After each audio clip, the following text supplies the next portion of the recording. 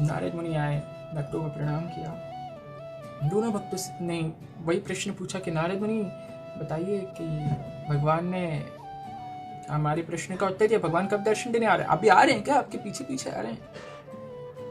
नारद मुनि कहते हैं कि प्रभु मैं आपको कैसे कहूँ, उन्होंने कहा है कि आपको दर्शन देंगे, वो ऐसा नहीं है दर्शन नहीं देंगे, लेकिन दर्शन देंगे। लेकिन अब एक छोटी सी कथा में सुनाऊंगा। मैंने आपको कहा था कि मैं एक ऐसी कथा सुनाऊंगा जिससे आपका भक्ति ऐसे बढ़ेगा, मतलब उसका जो प्रोग्रेस है ना वो काफी स्पीड में जाएगा। कथा की शुरुआत होती है दो भक्तों से, हरि का नाम जप करते रहते हैं, ऐसे लंबी लंबी दाढ़ी है, बड़ी बड़ी बाल है, संत बन गए।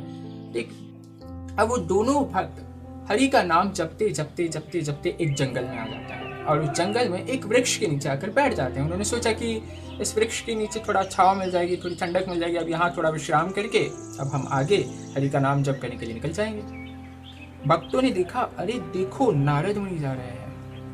भक्तों ने क्या देखा, अरे देखो नारद मुनि जा रहे हैं। तुरंत आवाज लगाई, नारद मुनि नारद मुनि नारद मुनि, इधर आओ इधर आओ इधर आओ इधर आओ। नारद मुनि आए हैं। अब क्योंकि वो भगवान के भक्त हैं, हरि के भक्त हैं, कृष्ण के भक्त हैं, नारद मुनि की प्रणाम कर रहे हैं। नारद मुनि इतने बड़े भक्त किसी और को प्रणाम कर रहे हैं, क्यों? क्योंकि वो हरि के भक्त हैं, कृष्ण के भक्त हैं, भगवान के भक्त हैं। अब प्रणाम किया, भक्तों ने भी प्रणाम किया, प्रणाम नारद मुनि। नारद मुनि कहाँ जा रहे हैं आप? नारद मुनि कहते हैं मैं कहाँ जाऊंगा? दोनों भक्तों से कहते हैं ऋषिवर मैं कहाँ जाऊंगा, मेरा तो एक ही ठिकाना है। वो कौन है? नारायण नारायण। मेरा ठिकाना मेरे भगवान के पास है, मेरे प्रभु के पास है। हमेशा उनके चरणों की सेवा में लगा रहता हूँ, तो बस मैं वहीं जा रहा हूँ, मेरे प्रभु से मिलने जा रहा हूँ। भक्तों ने कहा कि देखो नारद मुनि, आप तो भगवान के बहुत निकट ही हैं, आप भगवान के चरणों में, साक्षात भगवान के चरणों में सेवा करते रहते हैं, आपसे एक विनम्र निवेदन है। नारद मुनि कहते हैं बताइए क्या क्या क्या निवेदन है? भक्त कहते हैं आप एक काम करिएगा, अब अगर आप जाएं भगवान के पास, जैसा कि आप जा रहे हैं, तो भगवान से प्रश्न करिएगा कि नीचे जो है दो भक्त हैं आपके हरि नाम का जप करते हैं, आपके हरि नाम का कीर्तन करते हैं, आपके हरि नाम का प्रसाद ग्रहण करते हैं, आपके शास्त्रों का अध्ययन करते हैं, प्रचार करते हैं, सब कुछ करते हैं, नृत्य करते हैं, सब कुछ करते हैं, भगवान के नाम पे सब कुछ करते हैं, सारी सेवाएं करते हैं भगवान की। तो प्रश्न ये है कि हमें उनकी प्राप्ति कब होगी? भगवान हमें दर्शन कब देंगे? काफी समय हो गया है, हम भक्ति में इतना ज्यादा डीप में जा रहे हैं कि अब हमसे इंतजार नहीं होता, अब हमसे इंतजार नहीं होता। हम चाहते हैं कि प्रभु जल्द से जल्द हमको दर्शन दे। तो ये प्रश्न आप नारद मुनि भगवान से कर लीजिए, ताकि हमारी जो ये शंकाएं उत्पन्न हो रही नहीं खत्म हो जाए, ये इंतजार जो है वो खत्म हो जाए। नारद मुनि ने कहा जो आज्ञा आपकी। नारद मुनि चल पड़े भगवान के पास। अब नारद मुनि पहुंचे हैं भगवान के पास। अब भगवान के पास जैसे ही पहुंचे, नारद मुनि कहते हैं प्रभु आपको मेरा प्रणाम, आपसे एक प्रश्न है। भगवान तो बहुत अच्छे से जानते हैं कि नारद क्या प्रश्न लेकर आया है। क्यों? क्योंकि भगवान को नारद मुनि की भी खबर है, क्योंकि वो अंतर्यामी है, नारद मुनि के मन में क्या चल रहा है वो ये भी जानते हैं। और साथ ही साथ नीचे जो भक्त हैं, तो भगवान की तो दृष्टि हमेशा भक्तों पर होती है, तो जानते हैं कि मेरे भक्तों ने क्या प्रश्न किया है। फिर भी नारद मुनि प्रश्न दोहराते हैं, प्रभु नीचे आपके दो भक्त हैं, आपका हरि नाम करते हैं, आपके हरि प्रचार करते हैं, आपका हरि कीर्तन करते हैं, भगवत गीता पढ़ते हैं, श्रवण करते हैं, चिंतन करते हैं, प्रसाद ग्रहण करते हैं, सब कुछ करते हैं। उनका प्रश्न है कि आप उनको दर्शन कब देंगे? कृपया करके मुझे बताएं, ताकि मैं जाके उन दोनों भक्तों को बता दूं कि आप उन्हें दर्शन कब देंगे। भगवान ने कहा कि देखो, वो जिस वृक्ष के नीचे बैठे हैं, मैंने बताया था ना, दो भक्त वृक्ष के नीचे बैठे हैं। भगवान ने कहा कि ये जो वृक्ष के नीचे बैठे हैं ना, उस वृक्ष में जितनी पत्तियां हैं उतनी बार इनको जन्म लेना पड़ेगा, और उतनी जन्मों तक इन्हें मेरा नाम जपना पड़ेगा, यानी हरि नाम जप करना पड़ेगा, तब जाके मैं इनको दर्शन दूंगा। नारद मुनि का सर घूम गया। क्यों? क्योंकि उन भक्तों का प्रेम, उन भक्तों के मन में भगवान को लेके आसक्ति नहीं, मुझे मेरे प्रभु के दर्शन करना है। हम काफ़ी समय से भक्ति कर रहे हैं, हम भक्ति की इतनी गहराइयों में उतर गए कि हमसे भगवान का इंतजार नहीं होता है, कब भगवान हमें दर्शन देंगे, कब भगवान हमें दर्शन देंगे। नारद मुनि मन ही मन सोच रहे हैं। भगवान ने कहा नारद जाओ उत्तर देकर आओ। नारद मुनि चुप है।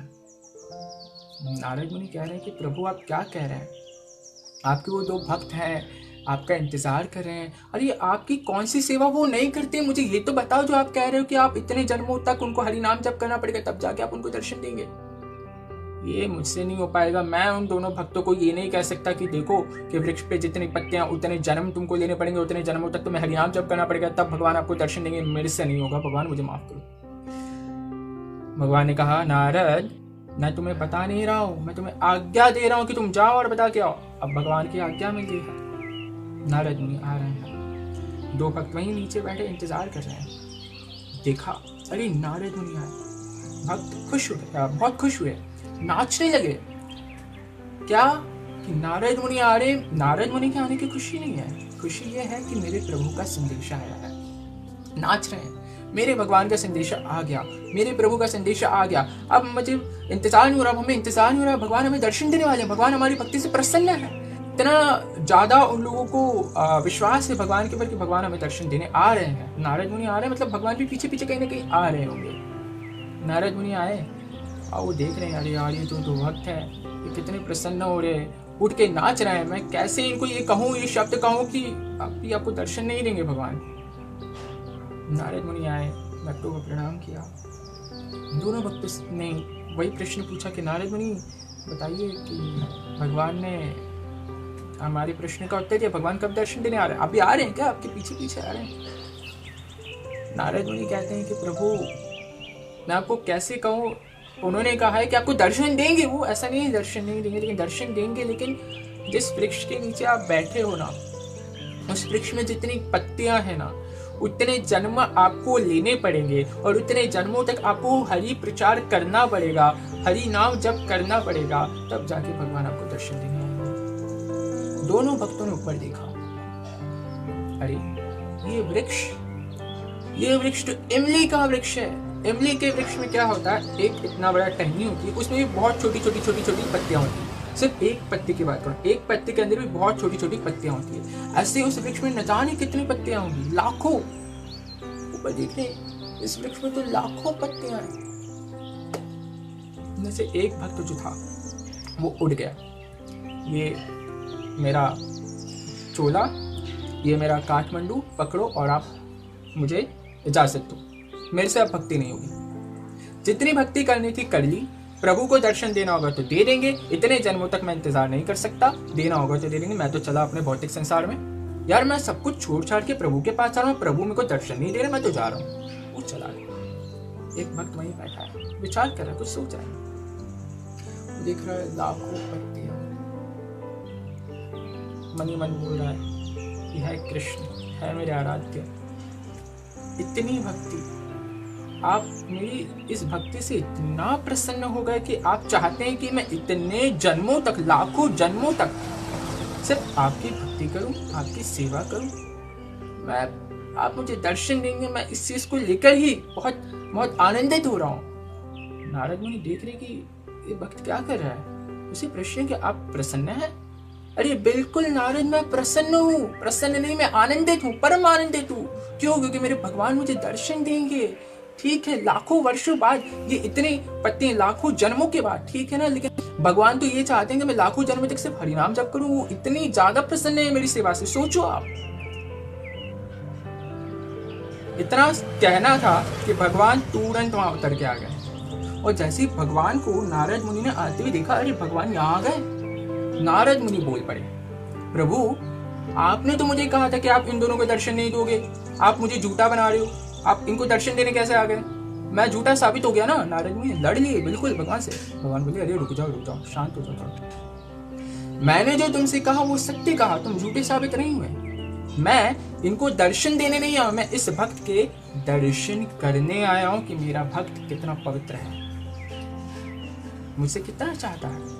भगवान भक्त के दर्शन करने हैं। अब जैसे ही भक्त ने भगवान को देखा, भगवान ने भक्त को देखा।